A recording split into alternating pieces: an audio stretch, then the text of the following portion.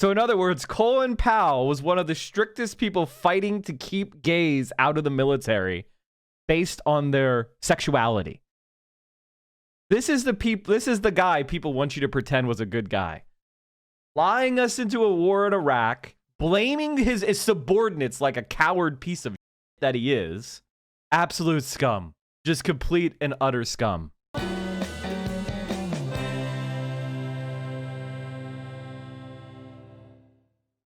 Colin Powell is dead. Colin Powell is dead. Sometimes the evil do die. Sometimes we have cosmic justice, aka they just get so old their body finally gives out. Wait, you guys hear that? Do you guys hear that?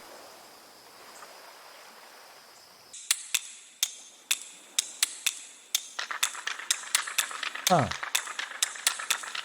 Oh, I'm just going to read this story, chat. I don't know what's going on with this in the background, but I'm going to go ahead and read this story, you know?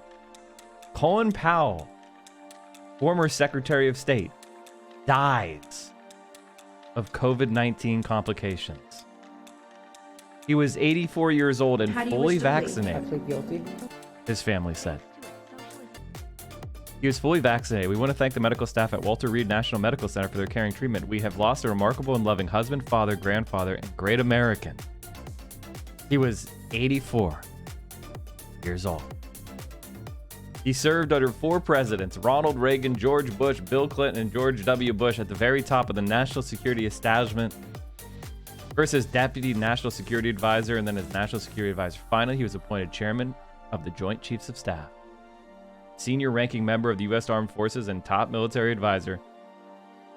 He was the first African American ever to hold that post and the first to be Secretary of State.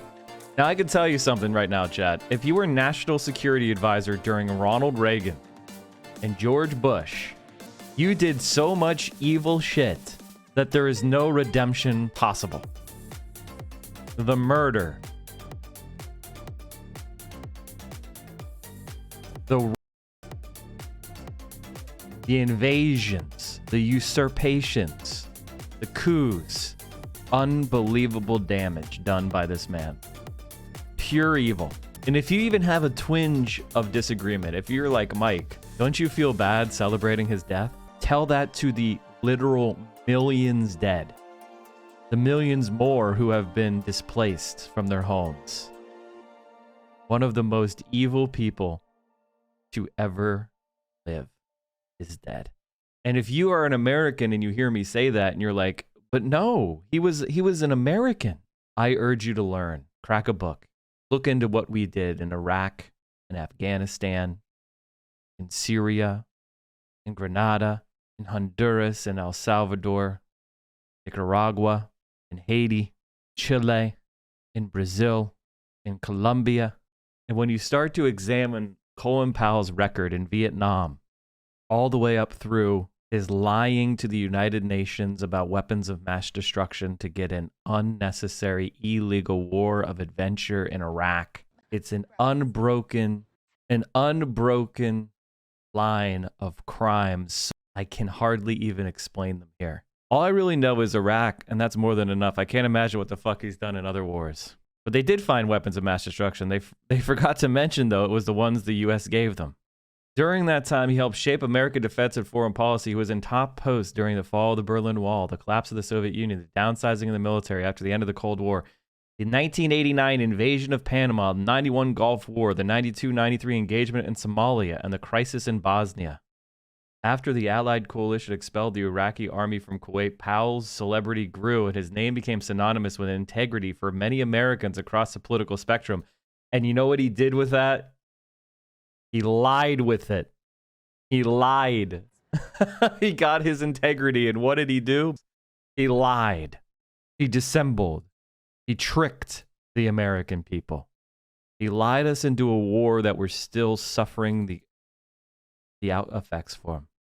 A decade later, as President George W. Bush's Secretary of State, Powell played a pivotal role in another conflict. In the aftermath of the September 11th attacks on the homeland, okay, Powell worked to build an international coalition and used his long military experience to help design a strategy for the war on terrorism, which was such an utter failure that all the generals admitted they had no plan and no idea what success would even look like. Trillions wasted. Trillions wasted. Tens of thousands killed. And tens of thousands of civilians killed. Why is there no word about the utter depravity and failure of this strategy? He designed a failed strategy that did not work.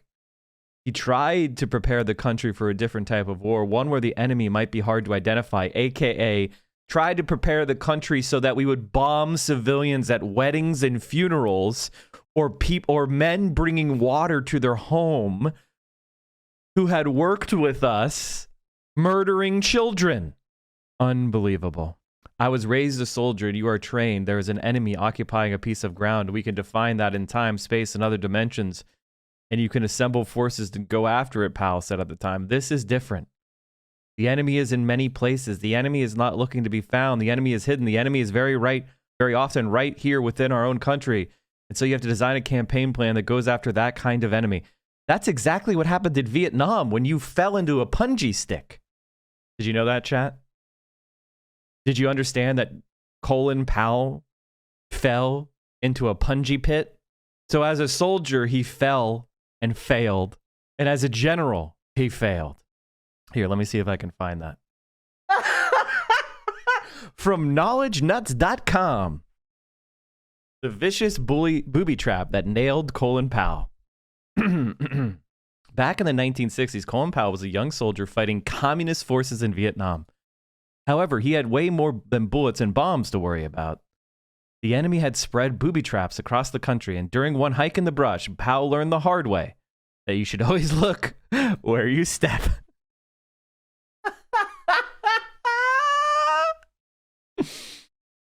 Oh, man. I'm happy to teach you all about Colin Powell. This is good stuff. This is good times. By the way, thank you. Thank you, everybody. Somebody else subbed. By Curious Fox. Thanks for the new sub at tier 1. Welcome. And we got 45 seconds left on the hype train. You don't have to give me more money right now, chat, but it would be nice. Well, he's probably best remembered for his fateful UN speech that sparked the Iraq war. Why does everybody talk like this? Sparked the Iraq war? You mean he went in front of the United Nations Security Council and lied about Iraqi weapons of mass destruction? A career soldier for 35 years, Powell ended up as the 12th chairman of the Joint Chiefs of Staff. Blah, blah, blah, blah, blah. But long before his days of working in the White House, Powell was a young infantry captain humping the boonies? What? And it's here he ran across, literally, one of the nastiest booby traps in the history of guerrilla warfare. Punji sticks were every grunt's worst nightmare. Because they were so easy to make, these treacherous traps were spread all over Vietnam. A Viet Cong guerrilla simply had to cut a bamboo pole, sharpen it to a point, and then harden it in a fire. Stakes were then placed in pits and riverbeds on hills and in helicopter or landing zones. Stepping on a punji stick often resulted in serious leg wounds. But records show that even body parts like the face, mouth, scrotum, and rectum ended up on the sharp end of a stake now and again. Okay, good. Never mind. In addition to puncture wounds, soldiers had to worry about infection because the Viet Cong dipped the stakes in poison and or human-animal excrement, something Colin Powell found out the hard way. I guess you shouldn't invade another country, huh? And try to impose upon them a puppet government. I guess you shouldn't betray your former allies who helped us defeat the Japanese forces in World War II. We shouldn't have turned our back on the Vietnamese people and tried to impose French colonial rule back on them, at which they defeated the French military in 1954 at the Battle of Dien Bien Phu. Perhaps we shouldn't have done that, and we wouldn't be stepping on punji sticks covered in shit. Colin Powell. Our treachery, our betrayal of the Vietnamese people is why they beat us. Who could trust us? And the only people that worked for us were those that got paid. During his first tour, Powell and 5 other soldiers were tramping through the jungle when the young captain stumbled into a punji pick. The stake was so sharp it went straight through his boot and out the other side of his foot. Making matters worse, the stake was completely covered in buffalo dung. At first, Powell didn't realize how much trouble he was in and decided to shrug off the pain. 30 minutes later, he could barely walk. Using a stick as a crutch, he hobbled his way to a nearby Special Forces camp where medics discovered his foot had swollen up and turned a sickly purple. Powell was then transferred to a division headquarters where a doctor looked at the hole and came up with the simplest solution possible. The doctor took a rag, put it on a stick, and shoved it in and out of Powell's wound, cleaning out all the filth. With the help of antibiotics, Captain Powell was back on both feet in a matter of no time. And in addition to a cool war story, the punji stick incident earned him a weird nickname. When Powell was appointed Secretary of State, President Bush dubbed him Balloon Foot. Looks like Balloon Foot has been popped. It was Powell who told the United Nations and the world that Saddam Hussein had weapons of mass destruction and posed an imminent threat. These were complete and utter lies. Just total and complete lies from start to finish. Just completely false. Just no truth to them whatsoever. Saddam Hussein had followed the treaties he had signed after the first Gulf War and ended his nuclear program, ended his chemical weapons program, and did not present a threat to any of his neighbors. His country was under crippling sanctions. The only money that was coming in was the oil for food program, which he had found French capitalists and conservatives who were happy to corrupt the oil for food program to get luxuries and cash to Saddam Hussein's family. But other than that, the country was just dying by the hundreds of thousands from lack of food and medicine. That's the reality of what Iraq was. Iraq was a supine, they were a defeated nation under international sanctions and represented absolutely no threat whatsoever. That's the facts. The only chemical weapons that Iraq ever had were the chemical weapons that we had given them in the 80s when we supported their aggressive invasion of Iran. When we supported their repression of the Kurds, where they used chemical weapons on the Kurds with our targeting information. We gave them a little help on how to put chemical weapons on the Kurds. Now, chat, I don't hear any of these hippy-dippy people calling for the arrest and prosecution of all these conservative Republicans who are walking around who murdered thousands of people. But we've got to invade Syria. That's the only just thing to do, folks. We got to invade Syria. Like, Powell was the moderate one in the Situation Room. He kept the other war markers and the Q admin in check. He only presented at the UN because he was forced to, and he felt really bad about it. We call that, chat, bullshit. We call that propaganda. We call that lying. That's what we call that. They were a threat because they lit their oil fields on fire. We had to punish them for 20 years for doing so. Assertions that later proved to be false. Oh, hey, we got to it, chat. Look how far down. We're only in the, 15th paragraph? There you go, chat. 15th paragraph. And it's in the passive voice. Later proved to be false. Well, thank God we got into the passive voice in the 15th paragraph. Instead of saying, hey, he lied us into a disastrous war of aggression, we finally got it. The assertions later proved to be false. Oh, well, thank you. He told ABC News' Barbara Walters in September 2005 that he feels terrible about the claims he made in that now infamous address arguing for the U.S. Oh, well, he felt bad after it was already unpopular. Well, there you go, chat. There you go. There it is. He felt bad. When asked if he feels it has tarnished his reputation, he said, of course, it's a blot. I'm the one who presented it on behalf of the United States to the world, and now it will always be part of my record. It was painful. It's painful now. George Tenet did not sit there for 5 days with me misleading me. He believed that he was giving the info he was giving me was accurate. He said the intelligence system did not work well. Oh my God, this is actually just a lie.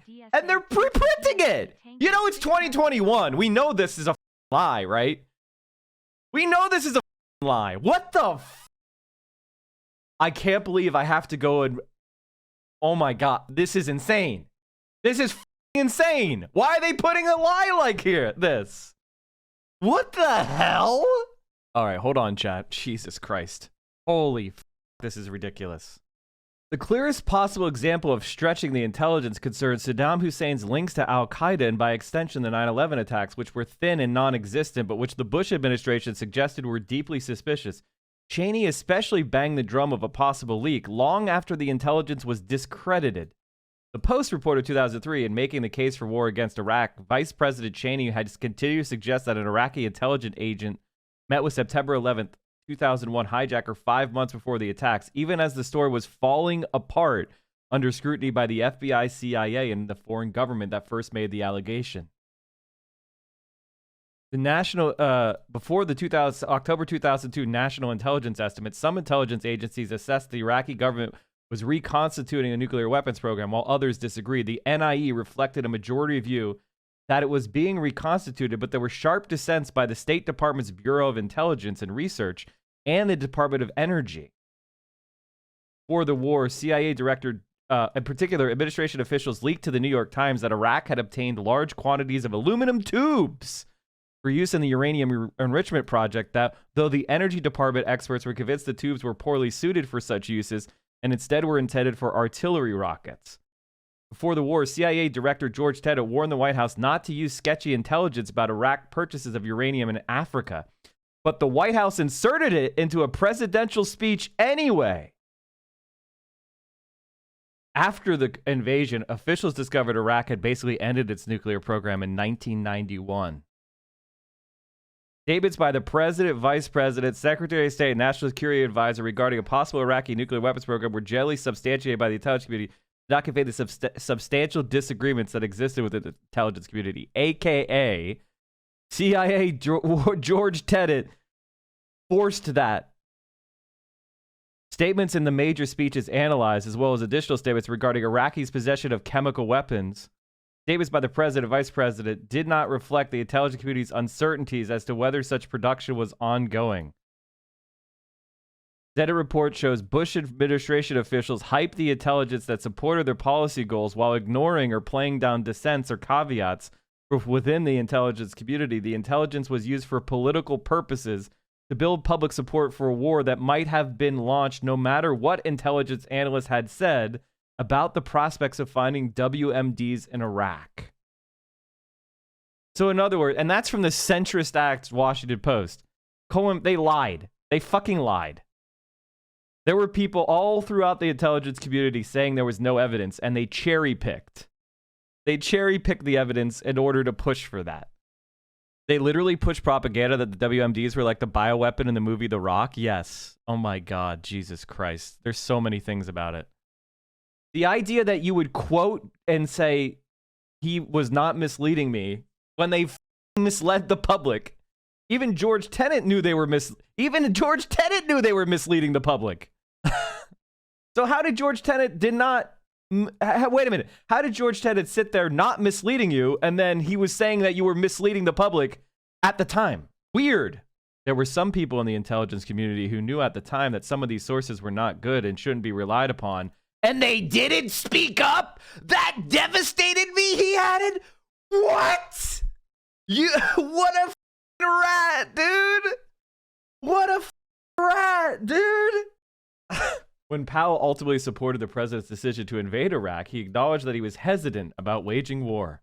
I was always a reluctant warrior, and I don't resent the term. I admire the term, but when the president decided that it was not tolerable for this regime to remain in violation of all those UN resolutions, I'm right there with him with the use of force, he said.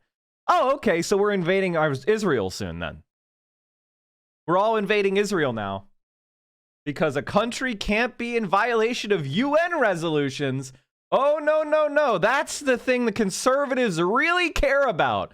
Famously care about UN resolutions. Well, thank you, Republicans, for your consistency and caring about UN resolutions. That's what I want. That's what I want to hear. George W. Bush, the Republican Party, proud supporters of the United Nations.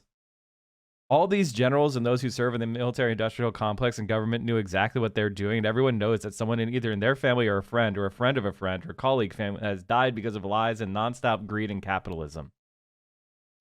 Throughout his service in the military, Powell never made his political leanings known. Although he served under both Democratic and Republican administrations, it wasn't until 1995 that Powell announced that he registered as a Republican.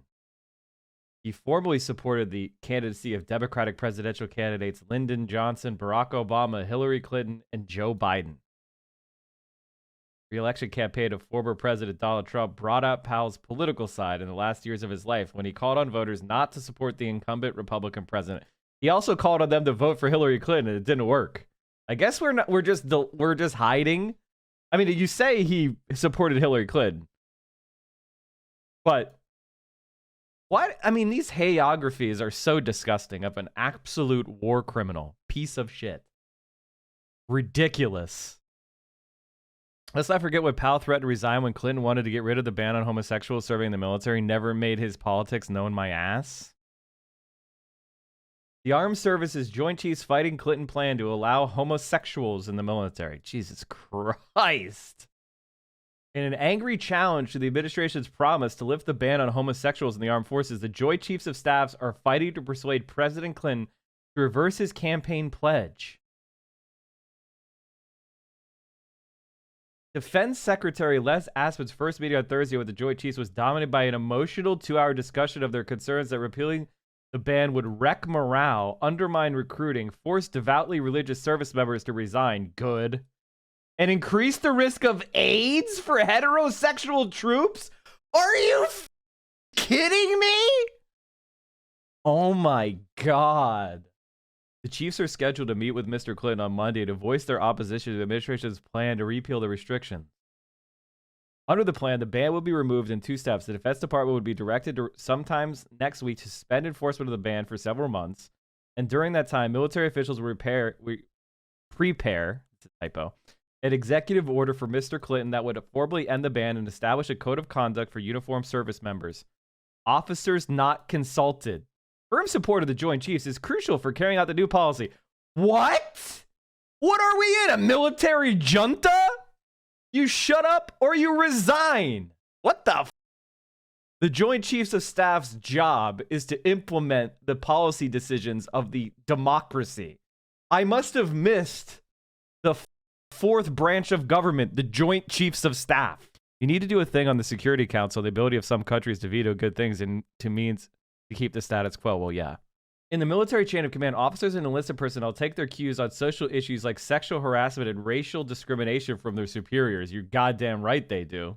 Many officers said they believed that Mr. Clinton had promised to consult with them before making a final decision and were furious that they learned of the new approach from the news article. The New York Times is an absolute rag. I wouldn't wrap fish with this piece of garbage. What a piece of shit. The Joint Chiefs and Mr. Aspin came away from Thursday's meeting with slightly different interpretations, senior officials said.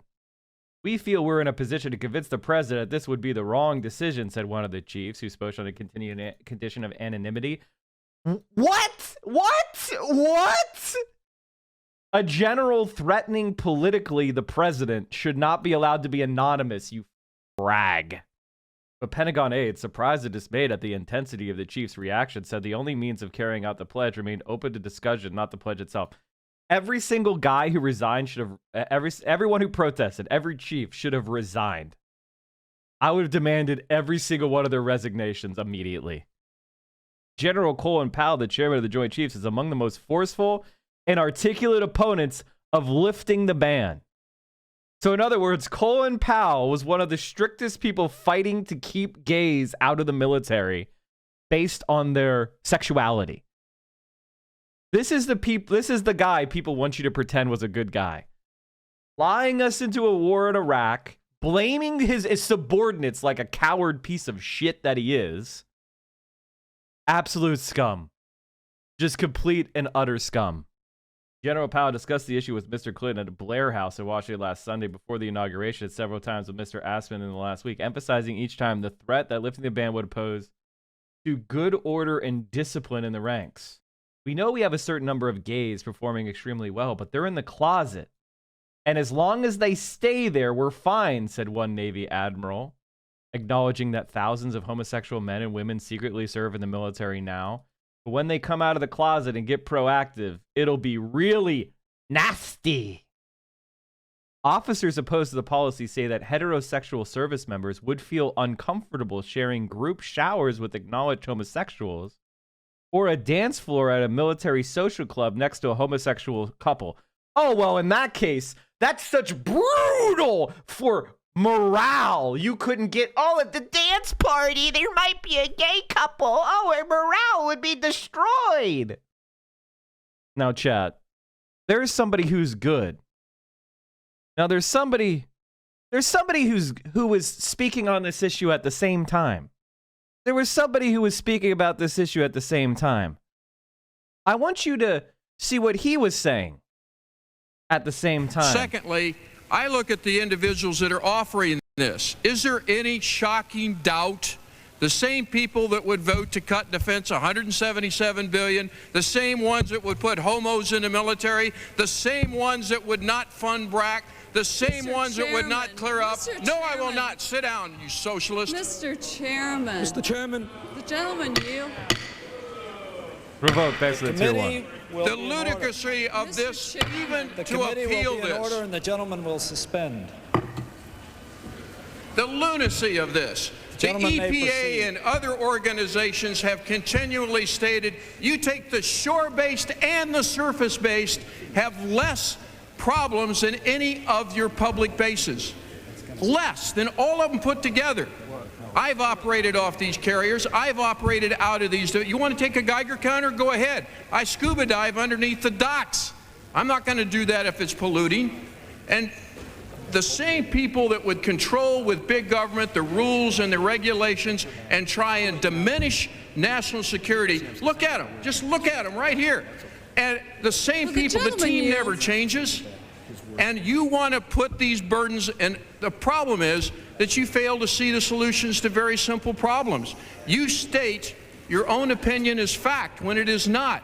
There are studies and studies and studies that show that there is no discharge, that is not regulated, but yet you would cost the American taxpayers and lay on rules and regulations and have bigger government, more facilities, more control over the regulatory factors, and that's wrong.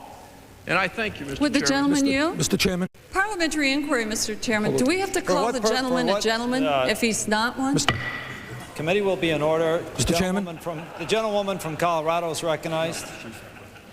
And the gentleman from Vermont is recognized. Well, the gentleman from California, is he still here or did he disappear? For what purpose does the gentleman from Vermont rise? I rise to speak in support of the amendment. The gentleman from Vermont. I wonder if I could question the gentleman from California. I am rising in support of the amendment. The chair is in charge. The chair is speaking. The gentleman from Vermont has been recognized for a period of 5 minutes, and you may now proceed. I thank the chairman very much and would like the opportunity if the gentleman from California would respond. Just to ask him a brief question, if I might.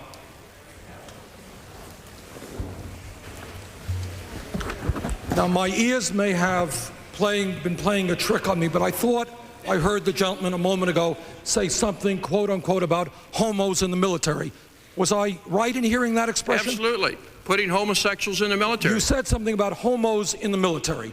Was the gentleman referring to the many thousands and thousands of gay people who have put their lives on the line in countless wars defending this country? Was that the group of people that the gentleman was referring to? I'm talking about the military. People in the military do not support. That's not what we were talking about. You used the word homos in the military. You have insulted thousands of men and women who have put their lives on the line. I'm talking about you and liberals like you that keep the foreign defense.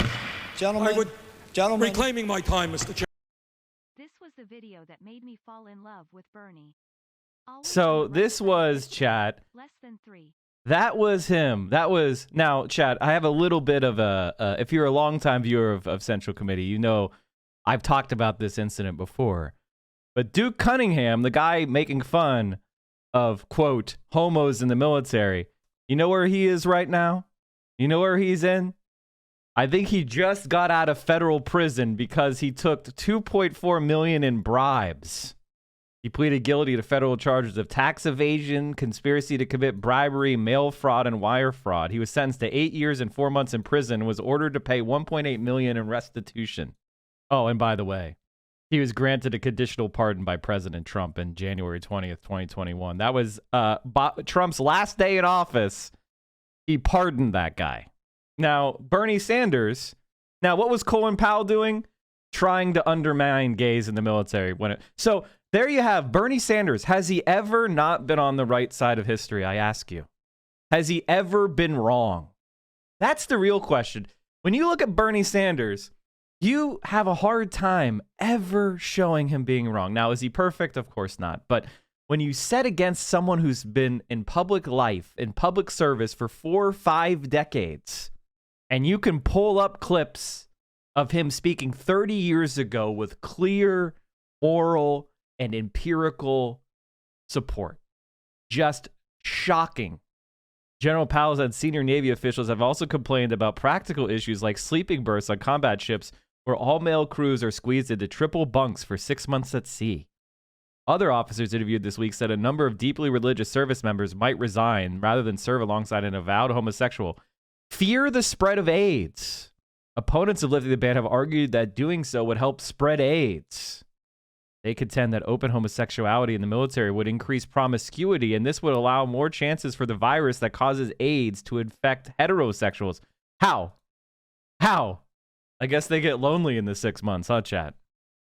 Senior military officials said at a Thursday meeting in the Tank, a soundproof second-story Pentagon conference room where the Joint Chiefs meet regularly, the most vocal opponents of the Clinton plan were General Powell, Admiral David Jeremiah, the vice chairman of the Joint Chiefs, General Gordon Sullivan, the Army Chief of Staff, and General Carl Mundy Jr., the Marine Corps Commandant.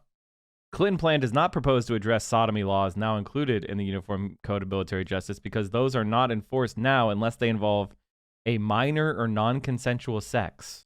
Mr. Clinton and Vice President Al Gore deliberately made the Veterans Ball their first stop in a round of inaugural ball appearances on Wednesday night. Absolutely disgusting. That was Colin Powell. Colin Powell, the wrong side of history every time. Him being dead is amazing. Rest in piss. Powell, after the January 6th attack on the Capitol, Powell told CNN he can no longer call himself a fellow Republican, and we need people who will speak the truth. Well, Chad, I told you some of the stories that you probably wouldn't have heard about Colin Powell. So I hope you have the proper talking points to shit all over this piece of garbage. Whenever a liberal around you goes, we need more people like Colin Powell.